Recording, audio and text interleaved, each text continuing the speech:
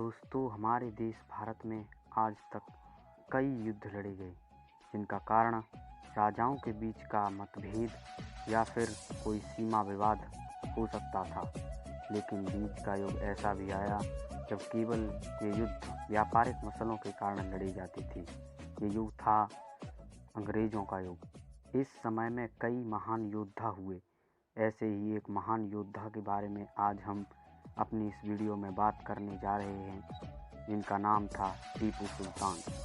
ये कहाँ के शासक थे और इन्होंने अंग्रेज़ों से कितने युद्ध लड़े, आज हम अपनी इस वीडियो में इसी बात पर चर्चा करेंगे। तो हेलो दोस्तों, मैं हूं गणेश पचौरी और आपका स्वागत करता हूं अपने यूट्यूब चैनल रहस्य वर्ल्ड में।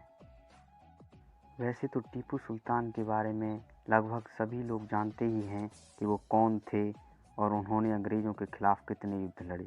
लेकिन हम आज उनकी कुछ प्रमुख चीज़ों को भी बताएंगे, जैसे उनकी तलवार, जो कि अपने धारदार होने के कारण पूरे विश्व में विख्यात है। दोस्तों, टीपू सुल्तान ने सन 1782 से सन 1799 तक भारत के मैसूर पर शासन किया। इस बीच इनकी अंग्रेज़ों से 4 लड़ाइयाँ हुईं।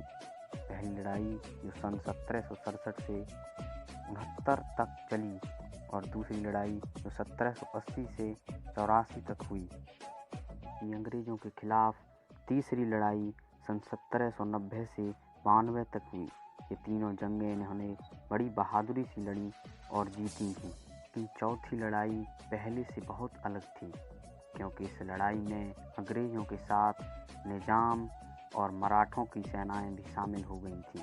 इसलिए हैदर अली और टीपू सुल्तान ने मिलकर इनका बड़ी ही बहादुरी से सामना किया, लेकिन अंततः इस युद्ध में इनकी हार हुई। लेकिन टीपू सुल्तान इस युद्ध में लड़ते लड़ते शहीद हो गए और इस तरह टीपू सुल्तान ने मैसूर पर 17 सालों तक शासन किया। ये शासन मैसूर पर बड़े ही गौरव के दिन हुआ करते थे। इसके बाद इस स्थान पर अंग्रेज़ों का आधिपत्य हो गया और अंग्रेज़ों ने यहाँ कई अत्याचार किए।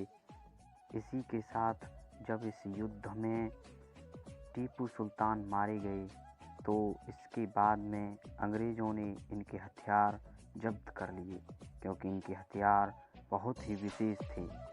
क्योंकि सबसे ज़्यादा तो इसमें इनकी तलवार विशेष थी, जो कि एक बुर्ज स्टील नाम की धातु से बनी हुई थी। ये पूरे दक्षिण भारत में बनाई जाती थी और इस धातु से बनने वाली तलवारें बहुत तेज़, धारदार और लहरदार होती थी। इसी मोटे से मोटे लौह कवच को भी आसानी से चीर सकती थी। इसीलिए अंग्रेज़ इस तलवार को अपने साथ इंग्लैंड ले गए और वहाँ इसे एक म्यूज़ियम में रखा गया। लेकिन आप ये ज़रूर सोच रहे होंगे कि आखिर ये धातु बनाई कैसे जाती थी। तो ये धातु दक्षिण भारत में पिघले हुए लोहे को कोयले में रख देते थे।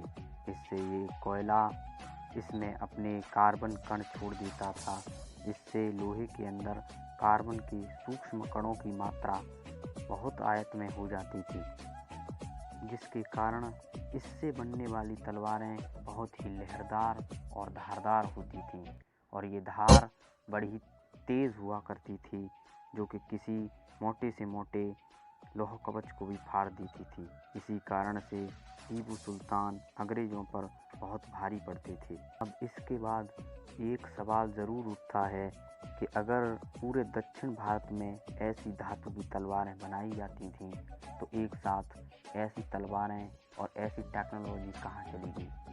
क्योंकि अब तो ऐसी तलवारों का दक्षिण भारत में कोई बनाने का स्थान नहीं है। ये तलवारें तभी बनना बंद हो गई जब मैसूर से टीपू सुल्तान का शासन चला गया, क्योंकि इसके बाद अंग्रेज़ों ने यहाँ पर अपने इंग्लैंड से आई हुई तलवारों को ही चलाया और यहाँ के तलवार कारीगर फिर बेकार हो गए। वो फिर किसी के लिए भी तलवार नहीं बनाते थे, इसलिए उनसे ये विद्या भी तो हो गई। लेकिन आखिर में आपको हम ये ज़रूर बता देना चाहेंगे कि अब ये तलवार लंदन के म्यूज़ियम में नहीं है, बल्कि सन 2004 में हुई इसकी नीलामी में विजय माल्या, जो कि भारत के एक बिजनेसमैन हैं, उन्होंने इसे 24 करोड़ रुपए में खरीद लिया है और इस तरह ये एक बार फिर से भारत में वापस आ गई है। तो दोस्तों, अब आप टीपू सुल्तान और उनकी तलवार के बारे में अच्छे से जान चुके होंगे, समझ चुके होंगे। तो अब आप हमारे चैनल को सब्सक्राइब कर दीजिएगा और इस वीडियो को लाइक कर दीजिएगा। धन्यवाद।